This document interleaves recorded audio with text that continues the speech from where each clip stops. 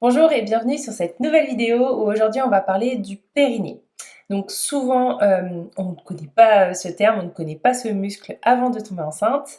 On va comprendre aussi la différence entre le fait de déchirer et de découper le périnée lors de l'accouchement. Et puis reste bien jusqu'à la fin parce que je te donnerai quelques pistes justement pour préparer ton périnée à ton accouchement et surtout aussi au postpartum.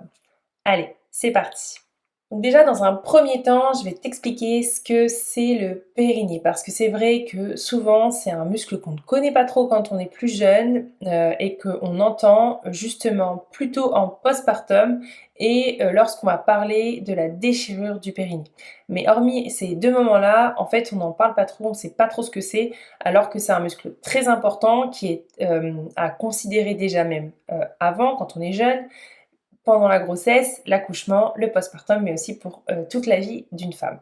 Donc le périnée, c'est un ensemble de muscles qui va être comme un peu un hamac qui va soutenir toutes tes organes et qui va être au niveau du bassin.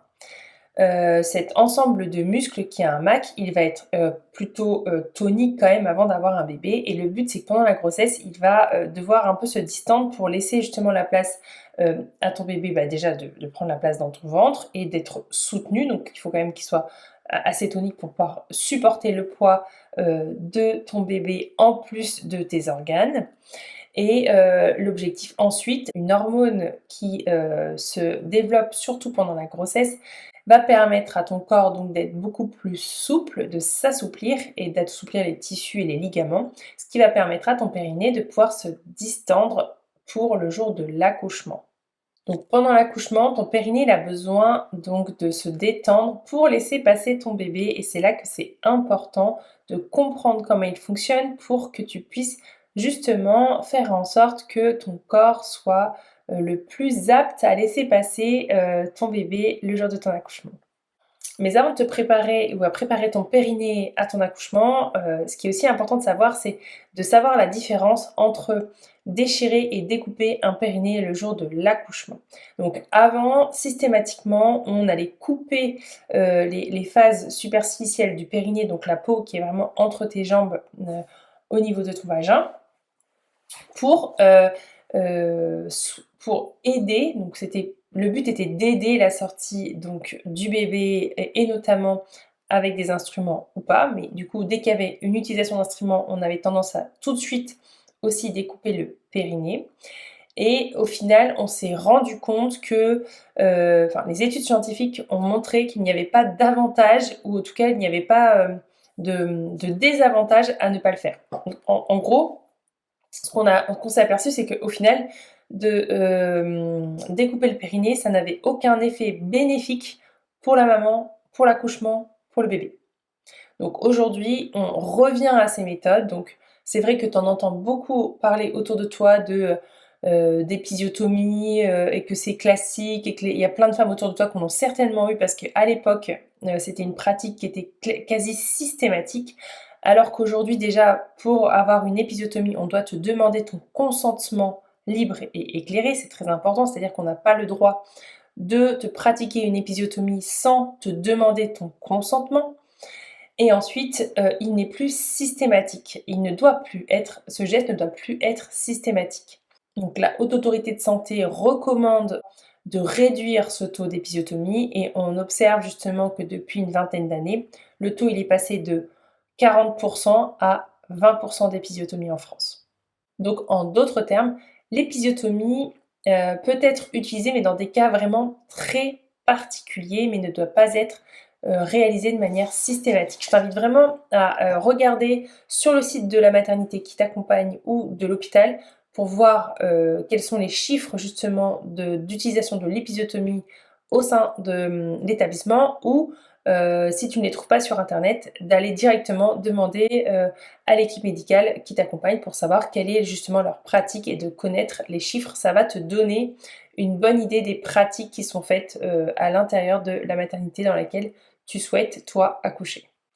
Et donc, qu'est-ce que ça veut dire de déchirer son périnée? Donc, parfois, lorsque ton bébé ou ton périnée a du mal à s'adapter à la sortie de ton bébé, ton périnée va se déchirer, donc les tissus vont se déchirer on s'est aperçu que la déchirure était, on pouvait plus facilement se remettre d'une déchirure, que les tissus allaient plus facilement se réparer ensemble, plutôt que d'avoir une incision nette, là où il faut du coup recoudre et que les tissus ont du mal à vraiment se remettre les uns avec les autres. La déchirure, vu que le tissu il est un peu coupé en dentelle, les tissus vont plus facilement se remettre ensemble et tu vas pouvoir guérir plus vite, ou en tout cas avoir moins de douleur. D'ailleurs, parfois, tu n'as même pas besoin de points quand tu es déchiré. Tu as juste besoin de mettre des compresses et ça va se résorber tout seul. Le point essentiel, une fois que tu as compris ce qu'était ton périnée, où il était placé, c'est déjà de comprendre et de comprendre son rôle, c'est de savoir comment tu peux te préparer ton périnée justement à cette odyssée de la grossesse et de l'accouchement. Donc déjà, quand tu es enceinte, le but, ça va être déjà de prendre conscience de ce que c'est ton périnée, où il se situe et à quoi il sert. Donc déjà, rien que d'essayer de comprendre comment tu peux serrer ton périnée et qu'est-ce que ça fait dans ton ventre et dans ton bas-ventre. Déjà, ça c'est un point important.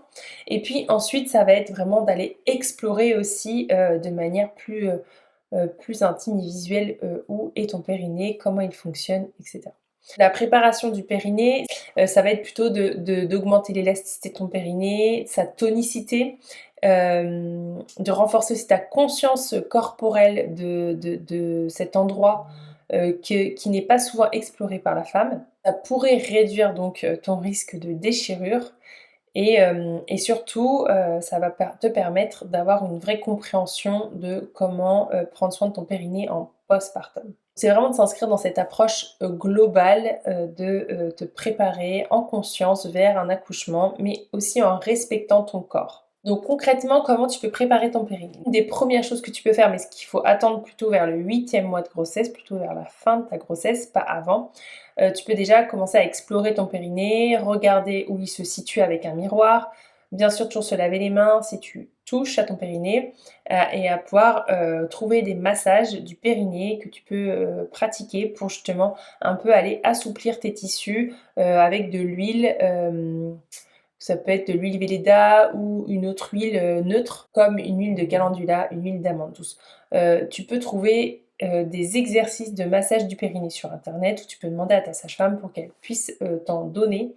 Ça va te permettre aussi un peu de te familiariser avec cette zone, de comprendre comment elle est et de la toucher et de pouvoir expérimenter aussi en fait là où ton bébé va passer, quoi.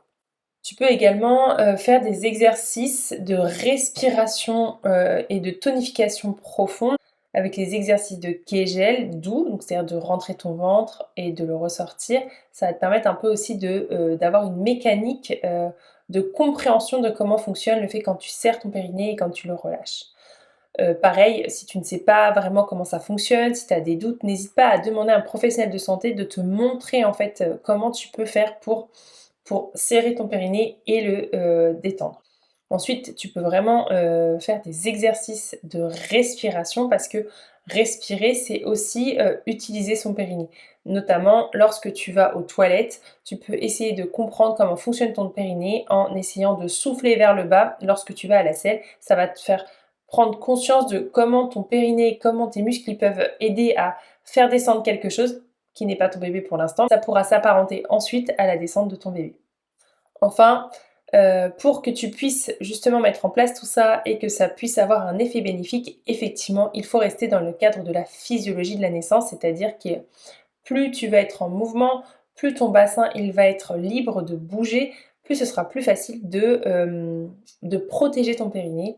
Donc effectivement, si tu es allongé sur une table, c'est plus compliqué de le préserver et donc ton périnée aura plus de mal à se distendre et à laisser passer ton bébé. Donc en conclusion, le périnée c'est vraiment un allié précieux pour un accouchement physiologique parce qu'il est vraiment le hamac de tes organes, mais aussi pour la sortie de ton bébé et pour le fait que ce soit moins traumatique pour toi. C'est un muscle qui est essentiel, qu'on ne connaît pas assez en tant que femme et qui doit être exploré aussi et que tu dois au plus tu vas le comprendre, au plus ça va être facile pour toi en fait de le faire fonctionner correctement. Donc je t'invite vraiment à éviter de redouter la déchirure, mais plutôt à accompagner ton corps, accompagner tes vagues, tes contractions et ton bébé vers la naissance. en faisant confiance à tes capacités. Tu as ces capacités d'enfanter et donc tu as les capacités, ton corps aussi a les capacités de s'adapter, de s'étirer pour laisser sortir ton bébé sans forcément que tu en souffres, que ton corps il ait des séquelles de type déchirure ou autre. L'objectif ici, c'est vraiment que tu prennes confiance en ton corps et que tu l'accompagnes dans ses mouvements. Et plus tu arriveras à l'accompagner et plus la physiologie de la naissance sera respectée, tu pourras faire naître ton bébé en douceur. Chaque femme est unique, mais la connaissance est vraiment ta meilleure arme pour préparer un accouchement physiologique. Si cette vidéo t'a plu et t'a apporté des connaissances, je t'invite à mettre un petit j'aime en dessous de la vidéo, à la partager à une femme enceinte qui est autour de toi et aussi à aller t'abonner à mon compte Instagram où je mets beaucoup plus de vidéos tous les jours sur divers sujets. Ainsi, tu vas pouvoir te préparer à un accouchement respectueux de ta physiologie. À bientôt!